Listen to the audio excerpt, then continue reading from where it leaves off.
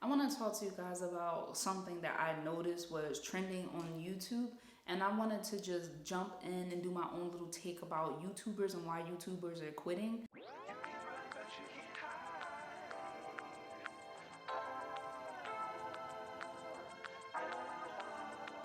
So, right in the midst of when I'm jumping fully back into YouTube, like going 100% or at least 95, going 95% back into YouTube, I'm seeing that a lot of people are quitting. Some of the people that are very successful on YouTube. And one of the reasons that I'm hearing that people are quitting is because YouTube has a very strict monetization process. So for those of you who know, you looking at my subscriber count, you know I'm not getting monetized, right? You know that, right? So obviously I can't say what's strict. I did look at I try to keep myself updated, and I did look at the new policies and different things that you have to do to be monetized. And I am seeing that there are a lot of rules and policies and guidelines. And I have noticed and seen a lot of people complain about being demonetized for things that they didn't even know you could get demonetized for. And I can see how that can be very frustrating as a creator, especially when as a creator you don't know where your money's coming from all the time. When you're a creator, we have very unstable lives. We have very unstable lifestyles, very unstable paychecks and income flow. And so with YouTube going ahead and making these guidelines more and more difficult for some of these people, I feel like a lot of them are starting to become frustrated.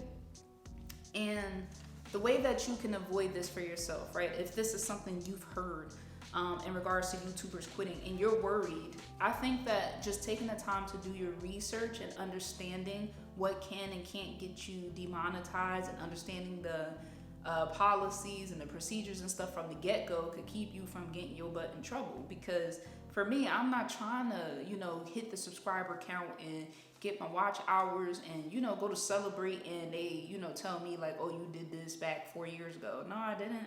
No, sir. So just stay on top of those things. If that's something that's worrying you, you will be all right. Another thing that I did notice for YouTube was burnout, right? And so a lot of my videos, you'll hear me talk to you guys about sustainability. And that is why sustainability is important. If you're not doing what you love and you're not being authentic and you're creating content just because it's going to help you take off or whatever the case is, and you don't really love what you're doing, when it gets rough and you want to quit, it will be so easy for you to quit, right? Because it's not something that you resonate with. It's not something that you're very passionate about. However, for the people that have been doing YouTube passionately, authentically, I just believe that some of them have outgrown, this process of editing, shooting, posting. And as someone with a camera, as someone who is a content creator, your camera is literally everywhere with you. And anytime that I didn't have my camera, I had my phone. Everything was a vlogging moment. Everything is content to me. And it can get annoying. Like there's times when I will look at my camera bag, like my camera bag did something to me. And I'm like, you're not coming with me on this trip. I'm going to go on a trip. I'm going to be present and that's it. And then I leave the house and lo and behold, that camera makes its way to the trunk. And I believe that that can contribute a lot to burnout, right? Because even though you're a content creator, even though a lot of them love filming and they can't help it, like sometimes I'm like, I don't want to film this, I'm gonna just enjoy it. And I take my camera out and I end up filming it anyway because I love to get the different angles and the composition of different things everywhere I go. I want it all on camera, I want to document everything. But it does hinder, a good work-life balance because your work is your life.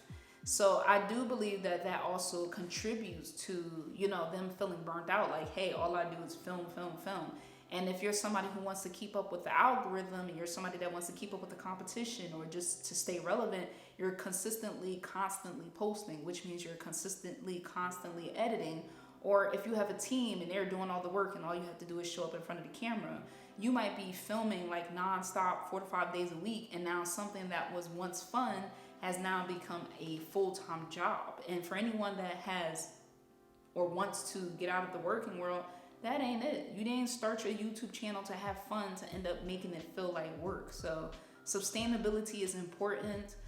Remembering why you're doing it, making sure you really love it. And when that time comes that you do burn out, you like, you know what, no matter how much I love this, it's time to step away and do something else. I talked about this one a little bit, the changing algorithms. So with YouTube or any social media platform, the algorithms are always changing, and all you can do is adapt and evolve and grow with it. And some people are willing to play the long-term game, right? They're like, okay, we created shorts, and so you'll start doing the shorts. There's some people that are big creators, 360,000 subscribers and stuff like that, and they still haven't jumped on shorts. They're like, I'm not doing shorts. Like, I'm not about that life. And they're now doubling back and saying, you know what, shorts is a thing. It's a part of the process. I have to do it. But for somebody that's been on YouTube for so long, for the people that were like with it when no one else was really doing it, I guess I could see where you can get tired of always having to follow what the algorithm wants or is doing. So if next week we drop shorts and then next week they create a new function or feature, you might not want to keep adapting to all these new processes and features and how the algorithm works. Like, you're putting all this time to these long form videos, talking, throat dry. Like, I had like 4 cups of water already, and these are only 20 to 30 minute videos, but you're making these long form content videos and the algorithm is pushing things that are only 5 to 7 seconds. Sometimes it could kind of feel like a slap in the face, and I totally get it. Like, I'll make these videos where I take all this time out and I'll do all this research and I'll do all this writing, and then I'll see a video about like an ant or a bug, 4.5 million views. That algorithm is going to do what the algorithm wants to do. And all you can do is your part, right? Just remembering why you started your channel, just continue to post. It's one of those things where you kind of just got to ignore, what's going on. And if you feed the algorithm long enough with your content and you stay consistent with it, you'll find your audience. And even though you might not get the engagement you want from the ever-changing algorithm, you'll get what I believe is invaluable, which is your community and your audience. Creative freedom, right? So this one I could totally understand. When I started my YouTube channel, I feel like I had the ability to have a lot of creative freedom, right? And you have that because you're not in partnership with anyone else. You get to do whatever you want, whenever you want. However, for some of these people that continue to grow, they end up having actual managers and bosses and people who are telling them like, hey, this is the content that got you here. We need you to film more of this. We don't care that now you want to talk about we don't care if now you want to talk about productivity and how to shoot vlogs. We want you to talk about the other stuff that you used to talk about. And some of these people are like, that's not what I want to do.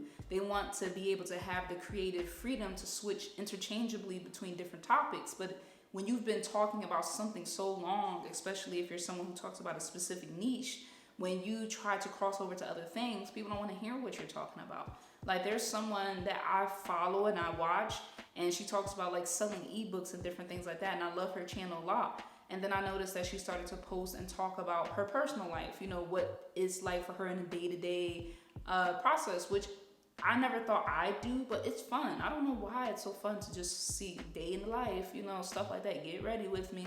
Never thought I'd do one of those things, but I've become slowly addicted to them. And so when you're talking about selling ebooks and how to sales funnel and how to make them and why you should make them and where to sell them for 3 to 4, 5, 6 years, and you try to, post a video about, hey, this is what I do a day in my life, and they like, no ma'am, they like, where's the video about the ebook? We don't care about that. So what she did was she ended up creating her own little side channel, and she talks about those things.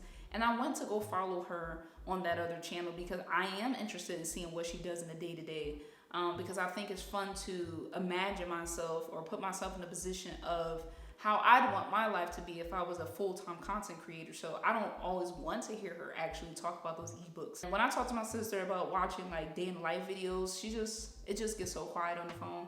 Like, I think my sister be like, what the hell you doing watching that? Like, I don't have time to watch people talk about what they do, but I do. I like it. I'm like, oh wow, okay, this is cool. So I think that some of them want creative freedom. I think some of them want the ability to be able to talk about what they want to talk about, what matters to them, and I can totally get that. I seen another lady that was posting about a very specific topic, and she kind of got stuck like in that lane. And when she tried to post about other things, the comments were like, talk about this, like, why are you talking about that? And that has to suck, you know, because you didn't start the channel to be the channel. And then you have people that are like, why are you talking about anything else? Like, shut up, we don't want to hear you. And you're like, nah, I'm out. You know, I'm a human being. I'm going to talk about what I want to talk about.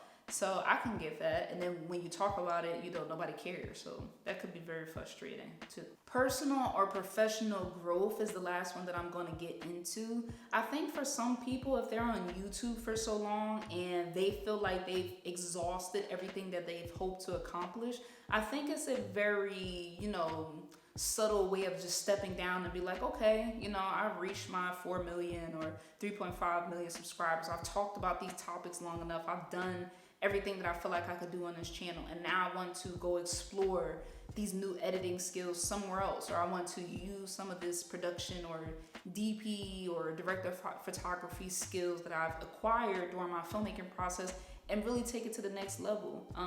When I started to notice YouTube was changing, I noticed that like a lot of videographers and director of photography and stuff like that were making their YouTube channels because this was their in-between when they couldn't find work in the industry. Or for people like me that feels like I can't find work in the industry, this is my way of saying, hey, I can film, I can turn on the camera and do all this audio lighting stuff, you know?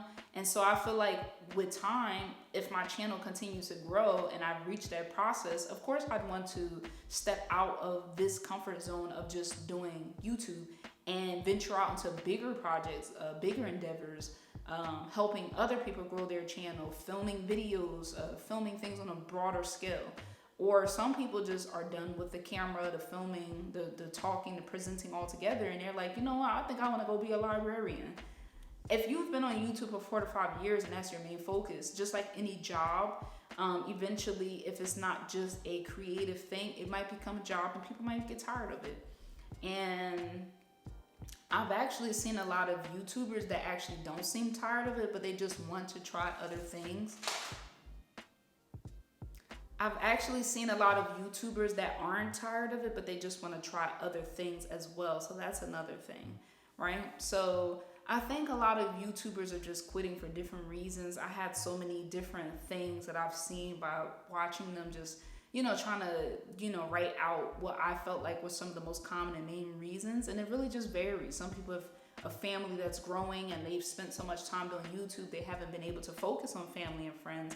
And now after all the success, they're kind of just like retiring. Some of them are not even moving on to other things. They just don't want to have to use their physical body and presence all the time to continue to build their platform. Because let's think about it. If I'm making this vlog and you're sold on me, you're like, Janae, I want to see more Janae. And then I stop and Janae doesn't show up. And I'm like, you know what, let me put somebody else there. You're like, boo, I don't even think that's a thing. So it's like you're always required to show up. And I can see how doing this year after year after year after year with some of these people posting 3 to 4 videos a week, how that can be very, very frustrating. So I don't know. Whatever the case is, in the beginning, I got a little worried. I was like, there's something going on, you know, with YouTube that I need to know about YouTube, because you're not about to have me out here, you know, filming 3 to 4 videos a day, you know, scheduling all this stuff, thinking I'm about to really, you know, take off and do my thing just to find out that there's something going on, that people are jumping ship.